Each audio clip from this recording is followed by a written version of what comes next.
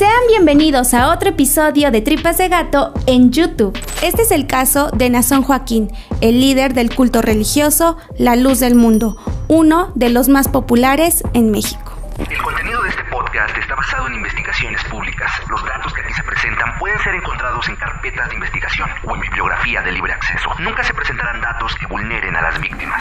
Nazón nació el 7 de mayo de 1969 en Guadalajara, Jalisco. Desde que era pequeño, supo que en algún momento de su vida se convertiría en líder de un culto religioso que su abuelo Eusebio Joaquín Flores había fundado, La Luz del Mundo. Y esto porque según un día Dios se le presentó y le dijo que pusiera un templo a su nombre, además de que debía cambiar su nombre por Aarón. Es por eso que algunas personas conocen al fundador de este culto como Aarón Joaquín Flores. Nazón creció bajo esa religión y a los 14 años ya se mostraba interesado por lo que pasaba dentro. Es por eso que se convirtió en misionero de su propia iglesia, además que para ese entonces ya tenía gran popularidad esta religión. Su abuelo había muerto y el liderazgo había pasado a su padre, Samuel, que tras varios años de estar a cargo de la religión, murió en el año 2014. Y es aquí donde vino el primer rumor que arrastró la iglesia y nunca fue aclarado. Un hombre llamado Moisés Padilla dijo que había sido víctima de abuso sexual por parte de Samuel, y esto cuando era menor de edad. Esto pasó cuando en un trayecto hacia un evento, Samuel empezó a tocar a Moisés en contra de su consentimiento y dijo que si no se dejaba era ir en contra del mandato de Dios y en contra del varón de Dios, o sea, él. El escándalo fue tal en ese momento que algunas personas de la congregación se enojaron con Samuel, lo secuestraron y apuñalaron. Estaban indignados, ocasionaron su muerte, pero estos hechos nunca fueron confirmados. Por eso esto se quedó en rumores. Cuando Samuel murió, algunas personas del ámbito político lamentaron su fallecimiento y el cargo obviamente pasó a su hijo, Nazón, en el año 2014, que antes de que cumpliera con este mandato, tuvo que pasar todos los rangos para llegar a ser líder, aunque por lógica iba a ser un cargo hereditario. Hasta este punto es lo único que se sabe sobre la vida pública de Nazón. ¿Pero de qué va el culto La Luz del Mundo? Los cargos que hay dentro de esta iglesia son el líder, que la gente que es creyente de él se refiere como apóstol. Le siguen los pastores u obispos, los diáconos, los encargados y por último misioneros. Y un requisito importante para que el líder pueda tener ese cargo es que debe estar casado con una mujer de la misma congregación. Nazón en el año 1992 se casó con Alma Zamora, con quien tuvo 3 hijos. Las creencias de esta religión piensan que Samuel murió y encarnó en su hijo, así como si fuera Dios. Es por eso que muchas personas piensan que Nazón tiene cierto poder sobre ellos. Además, creen fielmente que los hombres son los únicos que pueden interpretar la Biblia e interceder ante Dios. Por su parte, la función de la mujer dentro de la religión es la siguiente. La esposa del líder y las esposas de las personas que tienen cargos altos se les conoce como diáconas y están a cargo de la vigilancia solamente de la población femenina. De ahí siguen las encargadas, quienes vigilan a grupos de mujeres, a quienes aconsejan y orientan. Y por último están las misioneras, que son las que pueden salir en sociedad solamente en compañía de un matrimonio. Pero eso no es todo. El listado de cosas que no deben de hacer las mujeres pertenecientes a esta congregación es el siguiente. No pueden tomar bebidas alcohólicas, fumar o salir a fiestas. No pueden ir a lugares públicos como el cine o plazas y mucho menos juntarse con otras mujeres a platicar, ya que esto lo consideran chisme y por ende eso es pecado. No pueden ver televisión o escuchar música que no sea la creada dentro de la congregación. Tienen que vestir con ropa femenina, es decir, vestidos o faldas que cubran todo su cuerpo y poner un velo en la cabeza, ya que de lo contrario estarán llamando al pecado. Y cuando se juntan en una congregación con hombres, deben de separarse, ya que pueden llamar la atención de ellos. En pocas palabras, el culto visualiza a la mujer como objeto de deseo y solamente vino a este mundo a cumplir con su función de ser humano, reproducirse, mientras que los hombres son esos seres perfectos que Dios los mandó a divulgar la palabra de Él. Con respecto a las relaciones amorosas, estas deben ser autorizadas por los auxiliares, es decir, la duración de una pareja en el enamoramiento debe ser alrededor de 3 meses, para después casarse, ya que si dejan pasar más tiempo, pueden dar paso al pecado. Una vez que concretan una boda, los auxiliares investigan si durante toda esta relación de 3 meses no cayeron en pecado. Cuando ya son un matrimonio, el hombre será el único que va a tomar las decisiones del hogar, además de ser el único que trabajará. Y la mujer obedecerá a lo que él diga. El hombre será el único que podrá separarse de ella, porque la mujer tendrá que aguantarlo, vivir por y para siempre con él, a pesar de infidelidades o violencia física o sexual.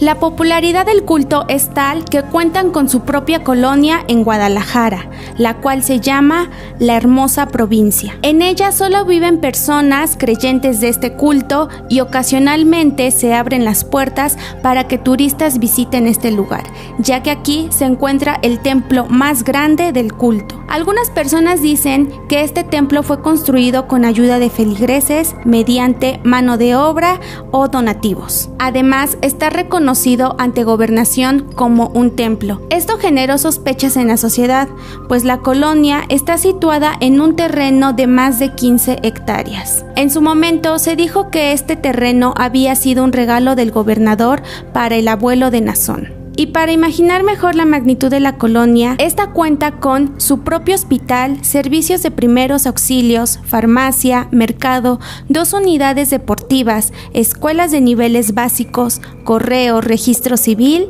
librería y estación de policía. Otro de los templos con mayor relevancia en el país es el que se encuentra en Amozoc, Puebla, el cual abarca alrededor de 14 hectáreas. Dentro del templo caben más de 400 personas. Tiene un salón para rezos donde caben más de 1,800 personas y una explanada para más de 30,000. Además, tiene servicios como canchas deportivas, escuelas, comedores y auditorios. Actualmente, La Luz del Mundo es el segundo culto religioso con más audiencia en México, siendo el primero la religión católica, y se encuentra alrededor de 58 países en los 5 continentes del mundo. De todo lo que dijimos anteriormente entre cifras y datos, son cosas que pueden encontrar en internet además de su página oficial. Es decir, la información que dimos está sustentada y la pueden encontrar por su propia cuenta. Siguiendo con la historia de Nazón, cuando él tomó el liderazgo, su perfil de vida pública era bajo. No se sabía mucho de él, aunque era popular entre sus seguidores. Pero en el año 2019, en mayo, dio la nota, pues celebró su cumpleaños número 50 en el Palacio de Bellas Artes, siendo este uno de los recintos más importantes en México, lo cual generó polémica en la sociedad, pues se preguntaban cómo un evento de un líder religioso era celebrado en un recinto cultural gubernamental. Aunque hay que aclarar que el Palacio de Bellas Artes sí puede ser rentado, pero solo con fines culturales. A este evento también acudieron personalidades del ámbito político, senadores y diputados, además de actores. Y en la Cámara de Diputados se le rindió homenaje por 35 legisladores que también le dieron 2 reconocimientos por sus supuestos labores altruistas en la sociedad. Hasta este punto, el suceso de su cumpleaños era lo más notorio que Nazón había dado en la nota pública, hasta el mes de junio, es decir, días después de aquella celebración. Fue detenido junto a 3 personas en Los Ángeles, California, por los delitos de abuso sexual a menores, pornografía infantil, trata de personas y 26 delitos más. Inmediatamente La Luz del Mundo dio un comunicado donde rechazaban las acusaciones hacia Nazón. Escribieron lo siguiente: rechazamos de manera categórica las falsas imputaciones que se han realizado en contra del presidente de La Luz del Mundo, nuestro hermano Nazón. De este modo y con este mensaje se deslindaron de cualquier delito que estuvieran acusando que se realizara dentro de este culto. El caso comenzó a generar inmediatamente controversia entre la sociedad y se empezó a cuestionar sobre estos grupos religiosos o grupos de autoayuda donde muchas personas se disfrazan como líderes para brindarte un bienestar, la salvación, ayuda e incluso proclamarse como Dios. Y aunque es de no creerse, hay personas que piensan que las sectas no existen porque esta lo es. Y piensan que deben ser monstruosas, como tal debe haber sangre y muerte de por medio, pero no, muchas de estas se disfrazan y utilizan la manipulación a su favor. Tal es el caso de lo que pasó con Ricardo Ponce, pero ese es otro tema. La Fiscalía de California llevaba años investigando el caso de Nazón y la Iglesia La Luz del Mundo. Aseguró que entre los años 2015 y 2018 llevaban cometiendo delitos, entre los cuales estaban abuso de menores, posesión de pornografía infantil, trata de personas, lavado de dinero, entre otros. Los delitos de índole sexual se regían bajo los argumentos de que si las víctimas no hacían las cosas que el líder decía, era ir en contra de Dios y por ende la supuesta salvación. Para que tengan una idea de qué es lo que pasaba dentro de la Iglesia La Luz del Mundo, o al menos dentro de la casa de Nazón, era obligar a niñas a tener relaciones entre ellas, a bailar semidesnudas para él y también para sus cómplices, además de tomarles fotos y guardarlas para uso exclusivo de él y de algunas otras personas de cargos altos. ¿Cómo se supo que esto era real? Al momento de la captura de Nazón y sus cómplices, se obtuvo un celular y un iPad en el cual encontraron miles y miles de mensajes con contenido sexual y también fotografías de pornografía infantil. Cabe destacar que todo el proceso se está llevando en Estados Unidos y la defensa de Nazón ha puesto denuncias y prolongado el juicio, pues dicen que no han tenido acceso a estas pruebas. Las primeras pruebas que se obtuvieron fueron gracias a las investigaciones que hizo un agente durante varios años, además de 3 testimoniales de víctimas que habían denunciado. Estos testimoniales fueron fundamentales para la detención de Nazón. La primera víctima dijo que había sido invitada por Alondra Ocampo, una de las cómplices con las que fue detenido Nazón. Dijo que le invitó a unirse a un grupo de jóvenes exclusivo para Nazón, donde harían diversas cosas a favor de él y de Dios. Esto les recuerda un poco a Kit Raniere. Lo que ella hacía dentro de este grupo era bailar semidesnuda junto a otras jóvenes para la diversión de Nazón, bajo el argumento de que no debía ir en contra de Dios y las peticiones del líder. Nazón le decía que solo quería cuidar de ella y que sería el padre que nunca tuvo. Con el paso del tiempo, abusó sexualmente de ella.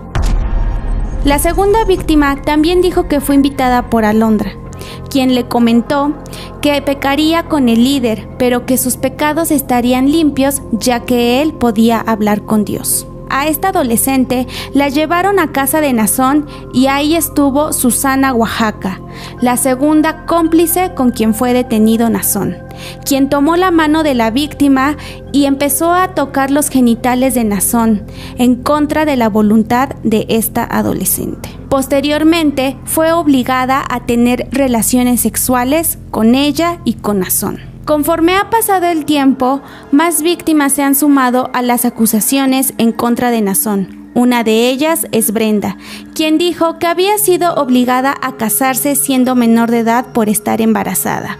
Confesó que había tenido relaciones sexuales y fue obligada a decirlo enfrente de toda la congregación. Además, dijo que cuando era pequeña era obligada a asistir a las ceremonias a punta de azotes y sufrir violencia física por vestir de una forma distinta o por maquillarse. Similar al testimonio de esta víctima, otra mujer dijo que también fue obligada a casarse cuando era menor de edad por quedar embarazada, pero su pareja le pegaba y ella nunca pudo divorciarse porque eso iba en contra de Dios. Así que tuvo que aceptar maltrato físico y sexual por parte de él y le dijeron que su hijo era producto de algo malo y que se iría al infierno. En el año 2020 salió una nueva acusación hacia Nazón. Una mujer de California dijo que había sido víctima de abuso sexual no solo por Nazón, sino también por su padre, Samuel, quien desde los 12 años la violó mediante manipulación, poniendo de por medio mensajes de la Biblia. Y por último, sobresale el testimonio de Xochitl, una víctima más de Nazón.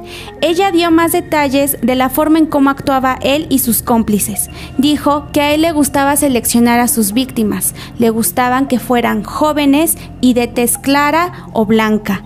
Además decía que entre más jóvenes le darían más amor y eran más puras. Fue testigo de cómo un niño de 14 años fue obligado a mantener relaciones sexuales con su propia madre y por último, aseguró haber visto unos túneles que estaban construidos debajo del gran templo, donde pasaban a las víctimas que conducían directo al cuarto del líder y al de otras personas con cargos importantes.